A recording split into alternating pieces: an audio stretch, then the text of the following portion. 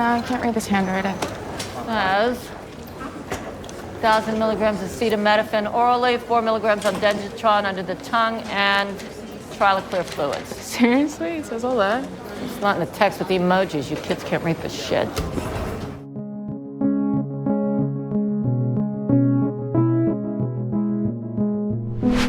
Welcome to the Pitt podcast, the official companion to the Pitt on HBO Max. I'm Hunter Harris. And I'm Dr. Alok Patel. 4 p.m. in the Pitt, that's episode 10. We're going to talk to one of the show's writers, Simran Baidwan, and the director of this episode, Damien Marcano.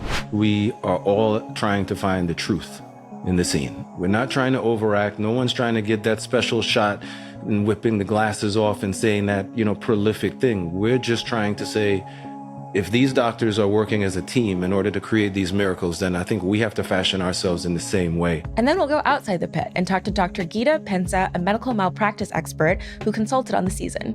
Nobody wants to have anything bad happen to any of their patients. And inevitably, sometimes things do. And when you are a steward for that person's life, you take that responsibility very, very heavily. Just saying medical malpractice gives me hypertension. Today's shift starts now. 4 p.m. is not everyone's finest hour, for better or worse. Like, it seems like no one in this episode is having a good time. Everyone is at a boiling point. But what are the moments that stand out to you, Hunter? Here's what I can't stop thinking about. The scene of Robbie and Dr. Mohan, because he totally loses his temper with her in a way that I'm like, I don't think we've ever seen him this curt, this short, this almost cruel when he realizes Dr. Mohan is actually having a panic attack and not having a heart attack as she thought. I had it all planned out, and now everything's just out the window. Wait a minute. Is this a panic attack because of your mommy issues? What? No. Jesus. Do you need to go home? You should go home. No, I'm fine. I don't need the fucking liability. Go home. And the rest of you, the last time I checked, the ED is a shit show, so let's all get back to work, huh?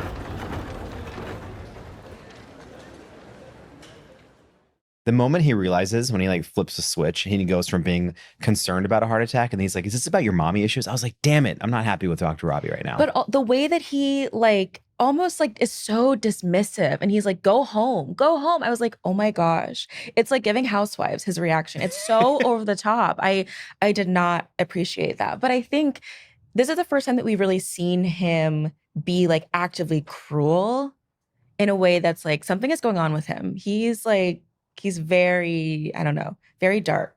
He also, I think there's maybe a little bit of the generational thing. He might come from a generation where any type of mental health issue or struggle was seen as weakness, which just added to stigma, people not wanting to open up about it. So I do like that Dr. Al-Hashmi, you immediately seen that scene. Her eyes are kind of like, bro, what are you doing? And then later on, she pulls him aside and she's like, don't be a dick. Yeah. And I think it was a realistic scene. I bet there's people out there in healthcare who are afraid of saying I'm having a hard time or acknowledging it's a panic attack. But the setup to her panic attack was real. Okay. She was I want to talk about that because in my head, as someone who's had panic attacks, I'm like, wouldn't you know? You're a doctor. Why would you think it's a heart attack?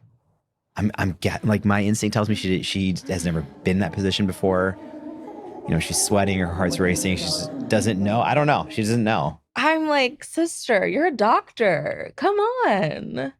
But I wondered though, do you think Dr. Robbie is harder on Dr. Mohan than other doctors? Because last season he was calling her slow-mo. She's like, well, I have the highest patient satisfaction rating, whatever. But then this episode, we really see her lose her temper. Everyone's losing their temper with everyone. That's a good take. I feel like she recovered from the slow-mo stereotype he gave her in the first season. He came around and he started to really appreciate her approach. Yeah. And, Dr. Al-Hashmi came in, really appreciated Dr. Mohan's work as well. And I think to your point, I think it's just the moment, the fact that Dr. Robbie is checked out, you got this code black happening, all this is going on. And he's like, I cannot lose one of my physicians. And I think the mental switch he had from, oh my gosh, this is a cardiac issue, to damn it, I need you in the ER, be stronger or go home. I think he just had this moment. But I'm glad that he came back around later and was like, oh my gosh, that was wrong. I don't think he's like, oh my gosh, that was wrong. He's like, hey, it's very deadbeat dad. Hey, sorry. Let's get back to work. You're giving me the deadbeat dad card. Okay. Yeah, because there's something different about the way that he treats Whitaker and Javati, which feels a lot like Whitaker feels very like friend, like Langdon replacement. Javati feels very paternal, which I like because he's very like defensive of her to her mom. But then with Dr. Mohan, I don't know. He's very harsh, but maybe that's because he knows she's like a really good doctor. Yeah, maybe he's holding her to a higher standard, Yeah. similar to probably what is going on with Langdon. Well, 'Cause he's obviously hard on Langdon. he and doesn't holds want him to to a- talk to Langdon. Yeah, it's like a weird level. Yeah. That's like angry, toxic, you hurt me, father. Like re-enter that's a whole other category. Yes, he feels very betrayed by Langdon. I know Ogilvy gets a bad rap, but this episode, I'm like, kind of you deserve it. Like, when he's on the like helicopter pad talking to Dr. Robbie, Dr. Robbie's like, how's your first day going? Checking in, and Ogilvy is like, I think we have a very different idea of normal. Not for everyone. I'm not sure it's healthy for anybody. Here's your leg. Jesus. I love that ends with like him being like a leg being placed in his hands and him like not knowing what to do. I love seeing Ogilvy uncomfortable like that because it's like you don't know everything and maybe you should get checked a little bit. What did you think of that? This happens to fourth year med students all the time who have spent 3 years studying the textbook and they think they know everything and maybe they do really well on their tests and their boards and then they go into an actual clinical scenario thinking they're hot shit. And after a few hours, like they're like, oh my gosh, and they get humbled by actual experience and by the spontaneity and the craziness. Yeah. I think this is a good turning point. So I said earlier that no one was having a good time in this episode, but this might wind up being a good pivotal moment for Ogilvy. With Ogilvy, I mean, he is just such a jerk sometimes and so obnoxious that I'm like, how is Ogilvy kind of like playing the know-it-all with the other students? I mean, he's so mean to like Javati about the Dr. J stuff this episode. But then did you notice that when he sees the English teacher, he like checks it on him, that's his patient, and he gives him a copy of a book that he's reading and it's James Baldwin, Notes of a Native Son. I'm like, okay, sorry, hold on. How do you have so much, like, how are you reading Baldwin? Like, you're obviously very educated, but then also have no empathy for, like, the plus-sized patient, for the woman who's, like, he's like, give her more ketamine. Like, we can't deal with her right now. Like, I don't know. I didn't like that. I think that's a big part also of these clinical rotations for students and is learning those interpersonal skills. And we see kind of a trace of this with Santos and Garcia when she's like, clearly we need to work on our decorum for R2s. Oh, my So it goes God. back again to appropriate behavior and speaking. And like you learn. So Ogilvy, like, I think he's going to emerge. I think he's going to emerge from this and be like, all right, a little bit of humility is needed. The orthopedic surgeon rolls in, Park the Shark. And he like Okay. also tells Ogilvy in so few words to zip it. Not even, okay. Park is an orthopedic surgeon, you He's said? an orthopedic surgeon. Everything about him, love.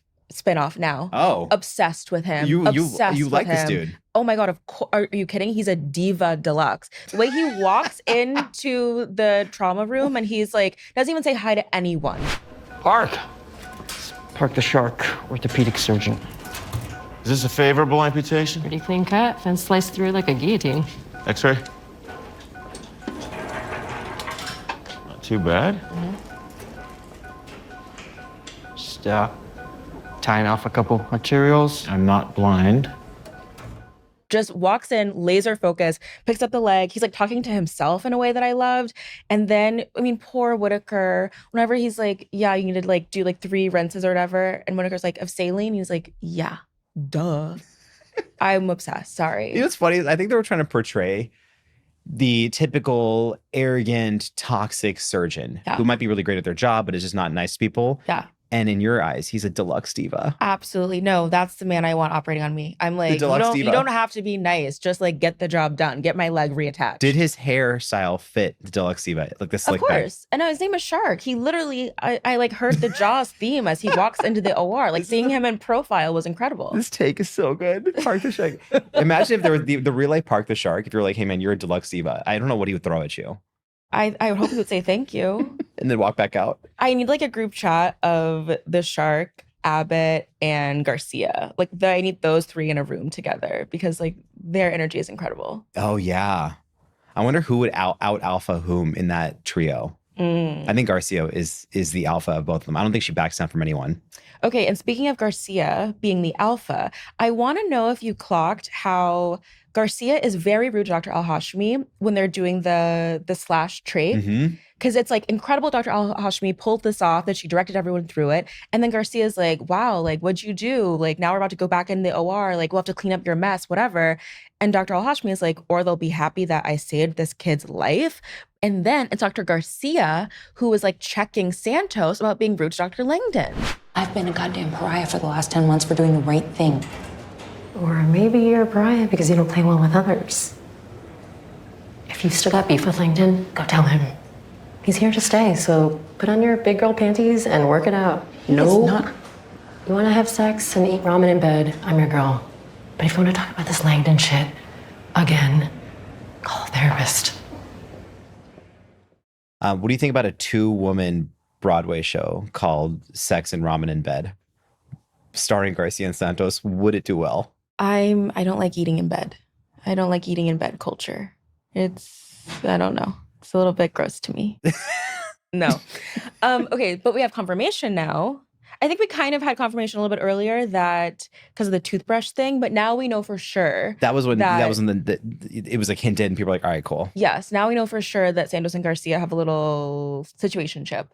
And I don't know. I think I like that Garcia is willing to check Santos. Like, she's so able to compartmentalize. The hierarchy and the egos in medicine do exist, and the inter-hospital situationships that happen. It's like, I'm not gonna say this from personal experience, okay? This is professional setting.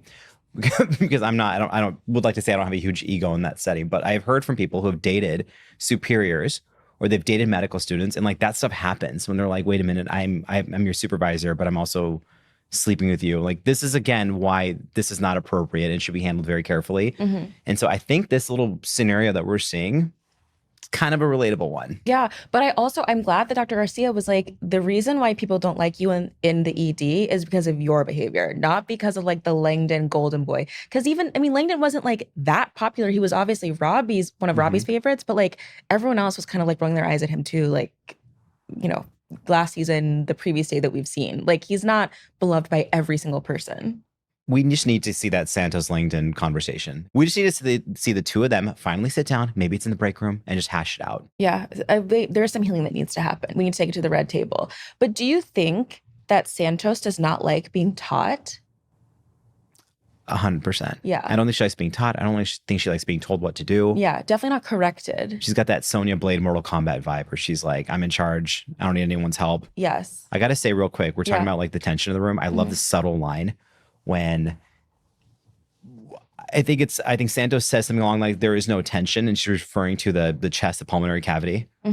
And Garcia's like, at least not a pneumo, because she's referring to the two of them have tension. Wait, I did not even clock. It's like this really subtle little line. Okay, but tell me, who was more, I guess, can you explain to me like the differences and maybe what they were thinking between Santos and Langdon? I couldn't really understand like how their approaches were different and why his was better than hers. What they're essentially first kind of talking about is there's blood around this patient's lung, a pneumothorax. So the first kind of situation that they are disagreeing upon is whether or not they need to drain the blood from the chest. Santa's like, there's blood, we got to drain it. And Langdon is like, the patient's stable. You don't need to drain it unless it's a certain size. And then Dr. Al-Hashmi is like, yeah, we can wait before we drain the blood. Then the second scenario is how to get the air out of this patient's chest. When she's like, we need a chest tube and we need to drain it. And he's like, you can use this thing called a Thoravent. And that way, you know, you can keep it in there for a longer period of time. You can suck out the air. And it's this good teachable moment because Langdon has gone through more of these procedures than she has. Yeah. And he's not being mean. He's like, listen, like you don't need to do more to the patient and just listen for a second. Yeah, like something more invasive versus less invasive. Yeah, more or less. Okay. Now it's a tactile procedure. 2-centimeter incision through the tracheal rings. Finger in the trachea. Bougie into the airway. Thoughts on what's next, Dr. Whitaker? Insert the ET tube into the trachea. Suction. Lots of blood in the airway. So like, this is pretty complicated. I talked to an ER doctor, a trauma surgeon, and a pediatric surgeon just casually about this procedure. And so essentially, you got to create an airway. You either can't intubate someone or you can't oxygenate them through their mouth. And perhaps there's an upper airway obstruction, there's trauma, there's some reasons you need to go in through their throat. And in certain situations in kids, it's actually better in an emergency to do a slash. So basically a vertical incision. The more permanent solution, or I should say like the more controlled solution, would be a horizontal traditional surgical tracheostomy, which is why Langdon makes that comment. Like, this is going to take 20 minutes. Yeah. So she's like, it's emergency time. And so people may have heard that term crike, where you like go, that's a little bit higher, where you're going to create that airway, and you might not be able to do it in kids. So long story short, because of the situation and it's an emergency and the anatomy, the unique anatomy of kids, that's why Dr. Al-Hashmi is like, we got to go vertical. This is an emergency. So they just call it a slash. So there's a lot happening, but shout out to the medical writing, because like I fact checked this, and I was reading some journals from emergency medicine journals, and it's totally accurate how she describes it. Handles herself under pressure. And even Dr. Robbie is like, damn. The one thing, there is something unrealistic though. Okay. When Garcia walks in and she's annoyed, Yeah. I did not hear that. I have not seen that. I don't think that would actually happen. I think a surgeon would come down and understand, like, okay, this is a kid. Yeah. This was an emergency. What matters is that the kid's life is saved. Mhm. And it's pretty common knowledge in the ER, in trauma worlds, that if you get an emergency airway, that it can be repaired and stabilized in the OR. That's Okay. why Dr. Al-Hashmi is like, yeah, they'll fix it in the OR, but patient is alive. That's what matters. Right. I mean, Dr. Al-Hashmi kind of like rolling her eyes as she's walking out, like, loved it. Couldn't get enough of it. Yeah. I do like how it's like Dr. Al-Hashmi checks Dr. Garcia checks Dr. Santos, and then like Dr. Robbie won't even talk to Dr. Langdon. And Park the Shark checked everyone. Yeah. Like there's a lot of just checks in this episode. Because everyone's like at the end of their row. But that was like a very cool scene to see. But then I'm also like, wait, they just put their fingers in a child's like throat. I will say in med school, I did several months of rotations in surgery. That's what I thought I was going to do before pediatrics, and tracheostomies are like my favorite thing to do. Oh, In wow. the majority of the situation, they are controlled surgical tracheostomies in the OR. Okay. And oftentimes it's somebody, for whatever reason, needs a long-term breathing tube. Mm-hmm. And a tracheostomy is, in most cases, and if not all cases, the safer, more comfortable way to do that. Okay. And they're very satisfying to place surgically. It kind of just like pops in and you like sew it down. Anyway. What's your name? My leg hurts really bad. Did I break it? I wouldn't say that it's broken exactly. We're gonna get an x-ray to determine that. Put that on the gurney, line it up for x-ray, keep your fucking mouth shut. Okay, Alok, we need to get specific. Like, what is happening with the leg? And like, what does a surgeon in this case look for that it can be reattached or that it can't be reattached? I want to get into the medical stuff. Yeah, there's so much happening in this short, dramatic scene. I mean, obviously you got Ogilvy like shaking with the leg, but the first thing I noticed is the leg was wrapped and presumably stored appropriately. Okay. Everything is clean. You want to keep the limb slightly cold, but not frozen, which could kill some of the tissue, but it's like clean. It's in a waterproof bag. I don't know why he's unwrapping it just yet, because no one's told him to unwrap it. But I mean, he's also about to tell this woman that she doesn't have a broken neck or something. It's like, you don't know that. Now, what's interesting is like you could lose your leg, but because of being in shock and a ton of adrenaline, you may not feel it right away. But you've cut nerves in half, so you're gonna feel it. Yeah. Then you're gonna start going into panic. You hear Donnie mention that she's gotten some fentanyl for pain.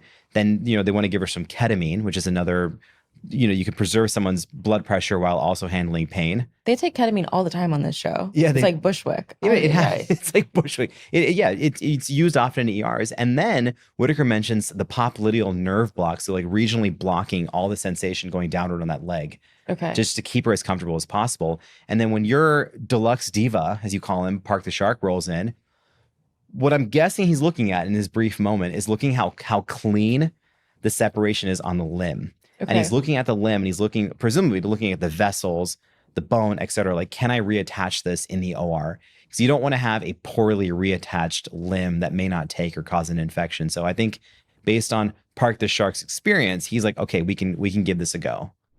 It's not about us, it's about them. She's so calm. God. She had a long time to prepare for this moment. What she's doing for her sons, managing this with so much grace. The real gift of love. I feel like an asshole. All they want is more time with their mother. All I want is less time with mine. We've just experienced this moment with Roxy, and as we talked about with Justin Baker, kind of a hallmark example of the doctrine of double effect. Mm-hmm. And, McKay explained to her, like, we're going to give you more pain medications that may slow your breathing. Clearly, as mentioned, Roxy's like thought through this. The family's there, husband's supportive. He's like, this is where I need to be. Like, they know what's happening. Mm-hmm. I was reading journals about how often palliative care happens in the emergency department. Hmm. And it's interesting, like, there's statistics about how many times people go to ERs in their last months of living because they're in pain, they have chronic illness, whatever it may be. Mm-hmm. So I do think that the conversation is happening more in ERs as people need to find a way to really preserve their quality of life. Yeah. The one thing that I think is so real is having to compartmentalize your feelings and go from patient to patient. Mm-hmm. And Jafati has that moment where she steps out, but I'm just going to say it's okay to cry in front of a patient or like be pissed or swear or be human. And the few times like I've had emotional moments in front of patients in whatever way, like it makes you more real. It makes you human. I've seen experienced surgeons get teary-eyed in front of families just because you're all going through this together. Hunter, as we talk to Simran and Damien, what are you most curious to know about how this episode was written and created? I want to know all about the Santos Garcia situationship, how this happened, how like kind of the slow rollout of this. Like we've gotten ideas, like hints that maybe they're together or like together-ish, but I don't know. I want to know everything about kind of tracking that throughout the season. I'm right there with you. So let's get into it and ask all the questions to show writer Simran Baidwan and the director of this episode, Damien Marcano. Simran, I have to ask you this question. In this episode, it feels like we are reaching a boiling point with so many character and social situations. So I have to ask you, what was it like to kind of shepherd all the characters to this point without giving too much away too early? We really have to structure the seasons into like a trifold with 15 episodes.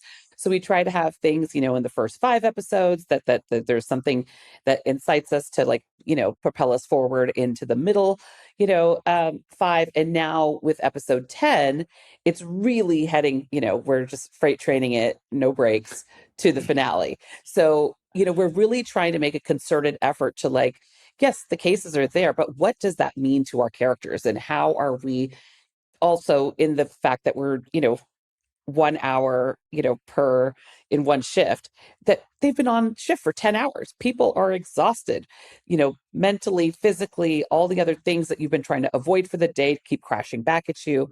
So it's, it's very purposefully constructed to start hitting ahead. We can feel that. The freight train, it's on its way. Damien, I want to ask you, you directed a few episodes in season 1. What was it like coming into season 2? What was different? What caught you by surprise? I would say every episode of The Pitt is a surprise, right? It's fun even for, I think, us as the directors to kind of find out what's happening or what's coming, because we are all a very close-knit and close working group of people. So being at The Pitt, you run into the writers, you run into Scott, and I'm sure everybody always wants to know, so what do you guys got planned for us? And with season 1, we had this larger than life mass casualty, for 12 and 13. And I thought maybe that would become our show's format and they would kind of do the same thing again. But I remember when I saw Scott and Simran early on, and they just kind of had these smiles about what they had planned for us for this year. And I was actually, without giving too much away, I was just kind of glad to see that we didn't repeat just the same thing from season 1. The characters are the same. There's new faces as well, but there is some new exciting life. And I would say that is what surprised me the most about The Pitt. I'm in awe of what our writers do. And the fact that they were able to put these new characters into our season and to feel as if, I think they were there season 1, right? But no, they weren't. These were all new faces. And each one of our cast is just, it's like a dial off of each other, but they're all just so specifically different and unique in their own way. And it's so refreshing when you are directing an ensemble like that to be able to have, just that many colors to work with, man. Simran, I want to kind of dig into this dynamic that we see in this episode between Langdon, Santos, and Garcia. This Santos Garcia sort of like simmering, are they together? Are they seeing each other? Has been like a really kind of fun, slow burn to like just deduce how well they really know each other. Can you tell us about tracking that and also what they see in each other? I think it's like anything if you've ever dated somebody in the workplace, raising my hand, that you sometimes want to separate church and state, right? Like, yes, we met here and we like each other, but we each have jobs to do and we have things going on. And sometimes that kind of, inevitably comes to a head in that professional workspace. So yes, we always say that The Pit isn't a show that you should be folding your laundry. You should be paying attention because there are all these subtle context clues without having to say, hey, remember when we went out to, dinner last night? It's like, it's just part of what it is. But, I think it's also, we want to bring about what is that relationship? Is it just, a booty call kind of relationship? Is it something more? Does one person see it as something more and the other person's like, oh, I haven't really defined it. So we're just playing in that, in that pond of what it means, for Santos and what it means for Garcia. And we will have a little bit more of that clarity. You see already by the time you get to 10, Santos saying like, what are you doing? What are you doing after? And maybe like wanting to hang out more, and Garcia keeping it a little bit chill. But I think in this episode, I always said when we were on set to Damien and we were talking to our actors, like, this is not a scene between Garcia and Santos. This is a scene between Yolanda and Trinity, right? So think of that when we have that personal conversation later. It's not about doctor to doctor when we get towards the end of the episode. It's more about like, I see what's going on, but let me tell you to somebody who actually genuinely cares about you. I like that there's a moment of Santos like complaining about how she's felt like a black sheep and a pariah for so long. And Garcia's like, well, but who's made you feel that way? Right? Like, I thought that was really interesting. Damien, can you tell us how you approached directing this episode? I think like I do all of them, we just come to work, keep your head down. I say this because after directing so many things in our lovely Hollywood system, I think it is a very important ingredient to mention. Ever since we started this show, there was a little note from Noah Wiley in each of our binders, just kind of reminding everybody that we would put egos aside and we would come in here and we would try to recreate as best what this amazing medical community does, right? I step in like a lowly director in this scenario, right? I am at best trying to do what you didn't have takes or multiple opportunities to do on the day when you perform this life-saving miracle. So I attack every single scene of The Pit I do in that exact same way. We get together, we rehearse for, 15 minutes or so before we shoot one. And we more or less have a conversation, I think, in which we are all trying to find the truth in the scene. We're not trying to overact. No one's trying to get that special shot and whipping the glasses off and saying that, prolific thing. We're just trying to say, if these doctors are working as a team in order to create these miracles, then I think we have to fashion ourselves in the same way. And that's what we do time and time again.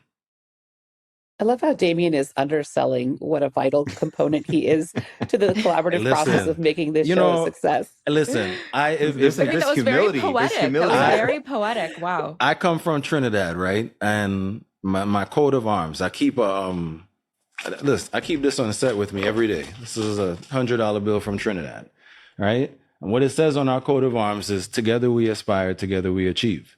I've given one of these to Noah Wiley. I probably owe Simran a couple of these because it's just a little reminder I need every day to keep myself in check and to put myself in place in order for us as a team to achieve the greatness that we've just achieved. So I know that I'm an important part to the show, but I think one of my most important parts to the show is to sort of keep us on that path. I think if we continue to do the work that our writer's room is blessing us with amazing scripts, Simran is making me direct things that make me go 10-1 and leave the stage. Because I'm directing it and I'm crying and I'm like looking at this lady like, why are you doing this to us, right? But what I think we've seen now is however we happen to feel on set seems to honestly translate through this negative that we are shooting and getting to this audience in exactly the way that we felt on the day. And I think it's also just sort of our it's a vibes check, man. I'm a Rasta. I can't help it, man. We tend to talk about ourselves in very minimalistic ways while trying to do great things. Simran, can you tell us a little bit more about how the two of you work together, like when you're on set and when you're talking about the episode?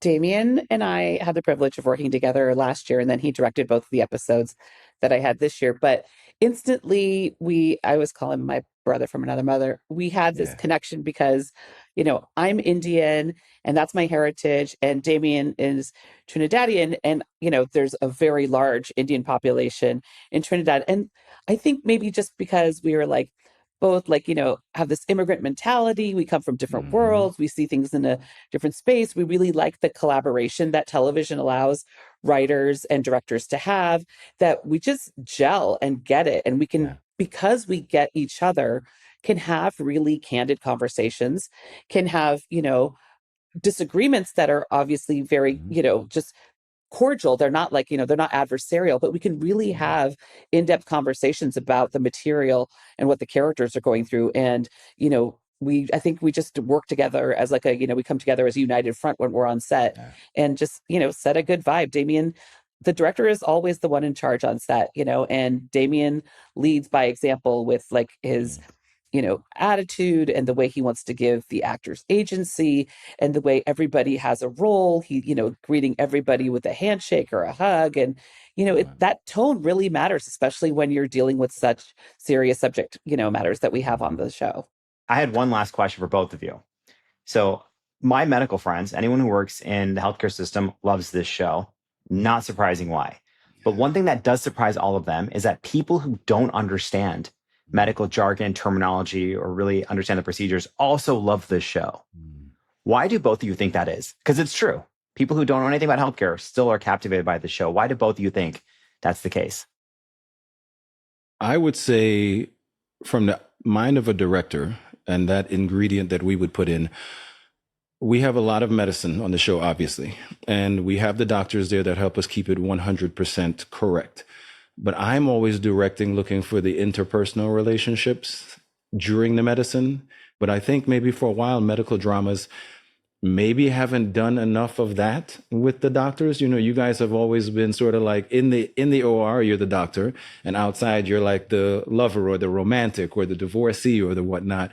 Our show, I think, kind of collides both worlds. And makes even those private moments where a couple like Garcia and Santos have to find a private moment. It's always something fun when we have one of those scenes to do. We're always trying to figure out, where are you going to go have this private chat? So I think that's the ingredient that we put in. From my own personal life and the things that I've heard, just like you've heard, I like to remind people that we've come out most recently of a time when all of these first responders pretty much saved all of our asses. Right. And we were at home and we all thought we were going to die. And we needed someone to shine some light on us, man. And they did. You guys saved us in that time. I think just like, one of my favorite reggae singers, Bob, would say, man, sometimes I spread so much sunshine on everybody, I forget I need a little ray for myself. I think our show is that little ray of sunshine back to you guys. So I am more than honored and more than thrilled to even be a part of something like this, because, for once we've used some TV to really do some good here. And it's just an amazing pleasure. I'd echo, Damien's sentiments. I think that's exactly it. I live in a multi-generational house. I have a 12-year-old, a 17-year-old, 50-somethings. I've got my parents chiming in from, they're in their 70s and 80s. And I think the reason why it hits so many different people and so many different things, because, clearly, I mean, we don't have any doctors in my family, much to my parents' chagrin. But, I think the reason why the 12-year-old gets it and the 80-year-old gets it is because there is so much humanity. There is so much heart. There is hopefulness, and you're seeing that. You're seeing that in the interactions. You're seeing that in the impact of these doctors and nurses. As much as they have to be stoic and do a job, they are also human. That's true resilience. That's, that deserves respect. And I think that, hopefully we are shining a light on that and giving them, healthcare workers their due. Damn, what that was wonderful amazing. answers. Incredible. May this show run for 10 more seasons. Your lips to God's ears. Thank you. Thank you guys so much. Something that I did not realize is that Damien has directed so many episodes of The Pitt, that he directed stuff from season 1 and now in season 2. And I think that he knows the cast really well and knows like how everyone, what works best for every actor, which I think is always really interesting. He probably knows how to, bring out different elements of them that they're going to appreciate. Yeah. It also speaks to his character that at the premiere, everyone was so happy to see him. I remember this because I remember being like, that must be Damien. I've seen pictures of him, but everyone was so excited when he was there, and there was like a different vibe around it. And I was like, oh yeah. I mean, Simran too. When they were around, everyone was so excited. I saw them both kind of joking with the cast and, dancing and everything like that. I'm like, all right, they clearly have a great relationship between the writers and the directors of the show and the actors. But I think those two specifically seem to have a really good rapport. I think, Simran talking about being on set with Damien, I don't know. I think that they really have a certain magic between the two of them. We talked about Santos and Garcia and how this episode is really reaching a boiling point. Mm-hmm. And the other boiling point that's happening is with Mel and the malpractice issue. And again, in typical Pitt fashion, I love the fact that they brought in the real world experts to make sure that this was drafted in a realistic fashion. So that is why we've got medical malpractice expert, Dr. Geeta Pensa, who consulted on the show this season to tell us more as we go outside the pit to talk about medical malpractice, which, oh my God, every doctor just loves talking about so much. I feel like you're you're tense. Spill, girl. Well, a couple of months ago, I got named in a malpractice lawsuit. And so today is the deposition. That's it? Dr. Geeta Pensa, thank you so much for joining us today. Hunter and I have talked about this before, about how it's not totally uncommon for doctors to be sued or threatened with a lawsuit. Can you tell us a little bit more about that? Oh, yeah, absolutely. So I come from this as a lens as a practicing emergency physician and also somebody who spends a lot of time in the medical malpractice world. And I work with doctors who have been sued and help them kind of get acclimated to the environment and then perform in that environment. Depending on whose numbers you look at, between a third and a half of all doctors in all specialties will be sued at some point during their careers. However, if you're in a higher risk specialty, such as emergency medicine, some are probably like top third. The really, really highest risk are fields like OBGYN, neurosurgery. A lot of the procedural specialties, the surgical specialties are way up there. And if you are, for instance, a practicing OBGYN, 90-something% of you are going to get sued. And even in emergency medicine, which is what we're really focused on here in this show, if you practice for 30 years as an ER doc, there's a 90% chance that you'll be named in a lawsuit at least once. So the Pitt is known for highlighting issues that exist in the real medical community. What were your conversations like with the writers and with the executive producers about malpractice and how the Pitt could cover this subject? I was so excited when I heard that they were going to go there. And I have to say, it was a virtual session over Zoom, and the whole writing room was there. And I didn't know enough about the show at the time to know that Noah Wiley was also one of the writers. And so when I got on the Zoom and I met all the writers and they tilted the camera towards him, I have to say, I'm not someone who's prone to being starstruck, but I think there was perhaps a little squeal of, oh my gosh. So it was very exciting. And then we really just got down to work and we had a really nuanced and, to my mind, just a really thorough discussion about the impact that medical malpractice litigation has on physicians who are named. But really the conversations were around, what happens to the physician, what happens to their confidence, what happens to their sense of self, what kind of emotion are they experiencing. And it really does tend to be this really kind of toxic stew of shame, guilt, whether or not you were responsible for whatever the harm was that happened, whatever the adverse outcome that happened, whether or not you are responsible for that. There's always some sort of very difficult mix of emotions to contend with, because nobody wants to have anything bad happen to any of their patients. And inevitably, sometimes things do. And when you are a steward for that person's life, you take that responsibility very, very heavily. And there's always this sort of mix between responsibility and culpability, responsibility and blame, that it's a hard line to walk for a lot of us. And so we had a really wonderful conversation around all of those issues.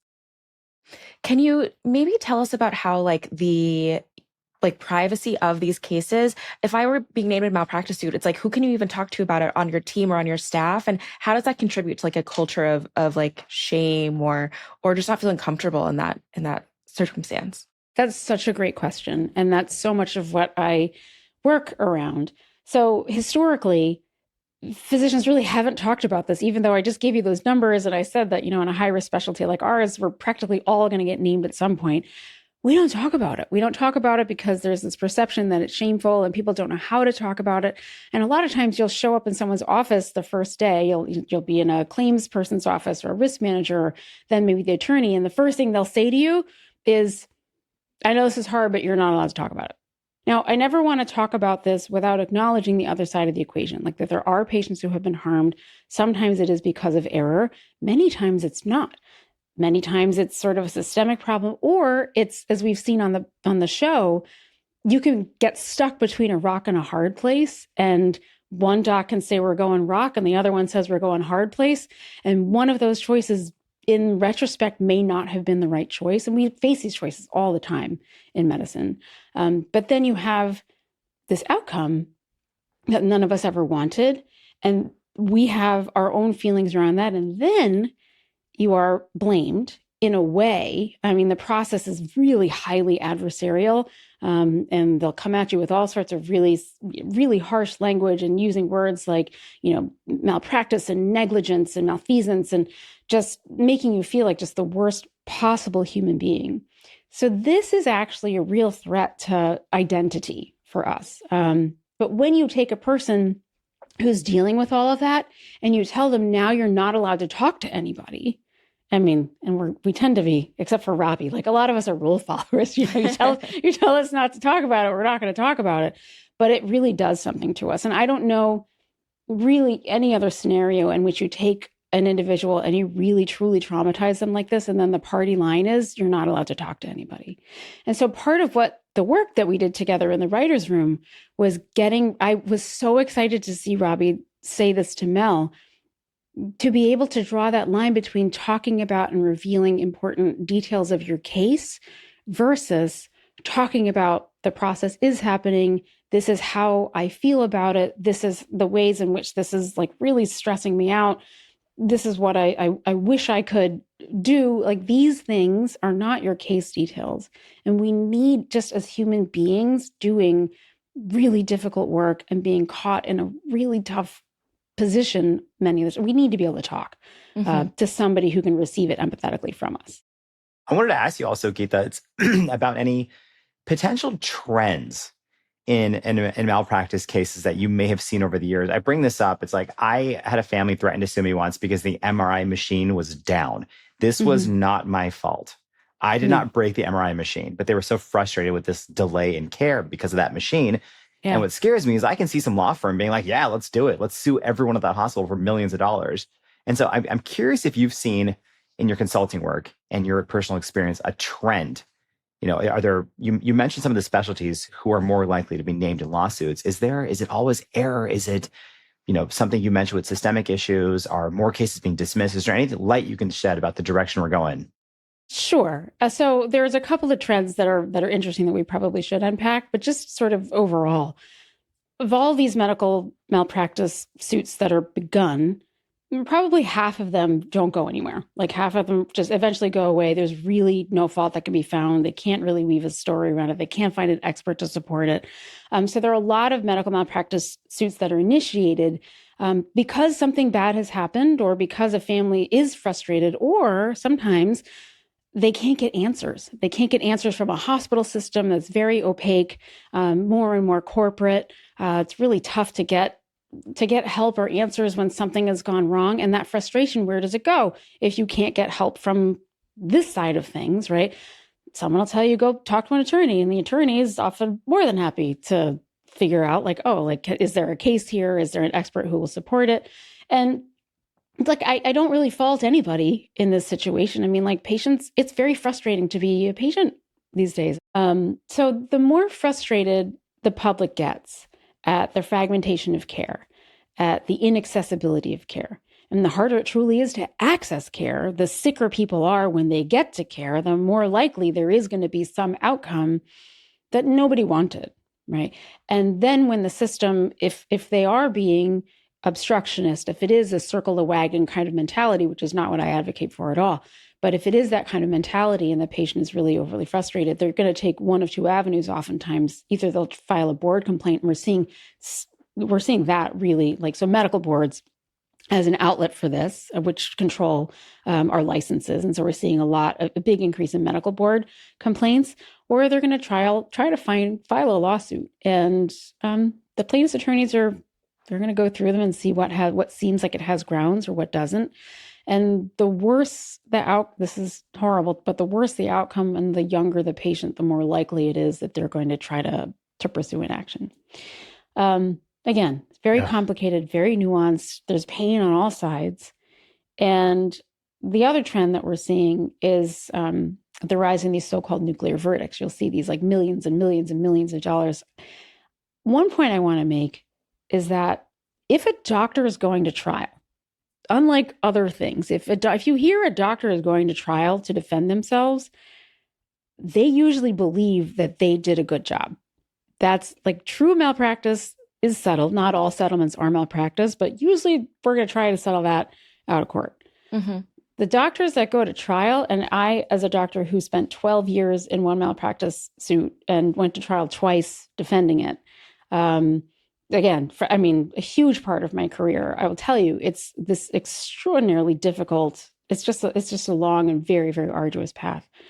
But we're seeing now, perhaps the doctor usually will win in those times, like 80 to 90% of the time. And the Pitt is, to my mind, one of the greatest things that happened to healthcare in years, because it tells the story of our competence. And that's a story that I want to see every single day, is a story about our competence, because by and large, we are very competent and we want to do the right thing. But shows like this, where you get to start a conversation even about it, to me, are just, they're just the beginning. And I hope we can keep the ball rolling. This is great. This is great life advice. I'm really glad. I'm really glad to have been here. I'm so excited and grateful to the writers that they're moving with the storyline. I can't wait to see what comes next. And thank you. Awesome. Well, thank you so much. This was wonderful. I learned so much. I think the most interesting thing about talking to Dr. Gita Pensa was that there's not a lot of ways for like patients to feel heard. And so sometimes like taking it directly to a lawsuit, very extreme, is the way to like feel like you've accomplished something or that you've like recouped something in some way, which is like actually quite sad. It's awful. And you have to feel for patients. Like we have a very, very frustrating, broken, fragmented healthcare system. Mm-hmm. And if something goes wrong, if there's an error, like patients don't always know who the culprit is, but they're angry. Yeah. And inevitably there are law firms who will say like, hey, like, let's go sue this hospital. And then, like I mentioned earlier, there's situations where, yes, there should be an investigation. And I'm glad she brought that up. I'm glad she brought the emotions and also the fact that some physicians feel truly scared and lost. Alok, let's go back into the comment section. I'm feeling brave today. I'm feeling brave and curious. Let's see what people have to say again. I want to read this comment because it deserves like a slow clap around the world. I love the Pitt in your podcast. I wanted to be involved in the medical world, but because of my mild CP, cerebral palsy, I was limited to what I could do. And I just learned so much from watching you all. Bless your heart. I'm 70 now, but things like volunteering in food pantries, working on a suicide helpline, ringing bells for the Salvation Army, and working at a preschool for handicapped kids for 23 years. Who is this Nobel laureate? I love that. Like, amazing. What a well-hearted, amazing individual. Yeah. That deserved its shout out. I do kind of want to see more like volunteers on the Pitt. That's like a role that I good want to call. see. Well, they have them show up in the Code Black, remember? The volunteers, so Oh, like go yes, be runners. yes. But you're right. They should have like more volunteers playing a pivotal role with patient care. Yes. Singing to them and stuff. Yeah, I want to see like a volunteer like Chuck Ogilvie, like in volunteer really school, like one of the med students. That could be cute. Ogilvy's not going to let it. Ogilvy's too easy to be a Euro volunteer or Ivan Ego. Yeah, he's too busy reading James Baldwin to focus on people in his actual life. Actually, I made a joke about volunteers singing. Music therapy would be a fun one to see. We have music therapists. Okay. That'd be a good one. Yeah. Or like one of the ERs I work at has a dog, like a service dog, who like rolls around. Service dog's name is Barker Posey. And like rolls around and like keeps patients calm. Like that would be, give me a service dog too. My dog Remy is auditioning. Not a service dog, but she's a service to humanity. That's it for today's episode of the Pitt Podcast. I cannot wait to talk about episode 11. Hope you'll join us. We'll be right here every Thursday after each new episode. You can watch us on HBO Max or listen wherever you get your podcasts. And please leave us a comment, a question, or reflection, anything. We would love to hear from you. The Pitt Podcast is a production of HBO Max in collaboration with PRX. The executive producer of PRX is Jocelyn Gonzalez. Our managing producer is Courtney Florentine. Our editor is Lucy Perkins. Our production managers are Edwin Ochoa and Tony Carlson. Our video producer and editor is Anthony Q. Artis, with assistant editor Damon Durrell Hinson. This show is engineered by Tommy Bazarian. Special thanks to Joe Carlino. The executive producer of HBO Podcasts is Michael Gluckstadt. The senior producer is Allison Cohen-Sirokach, and the associate producer is Aaron Kelly. Technical director is Insung Kwang. I'm Alok Patel. And I'm Hunter Harris. We'll see you next week in the Pit.